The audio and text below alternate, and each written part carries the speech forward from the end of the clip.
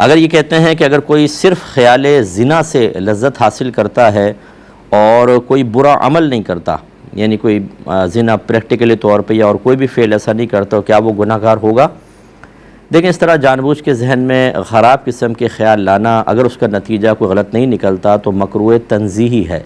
यानी गुनाहगार तो नहीं होगा, लेकिन शरीयत ने इसको नापसंद किया है। हाँ, अगर दिल में इस तरह के ख़यालात आना शुरू हो गए कि जो सोचा है वैसा कर भी लूँ,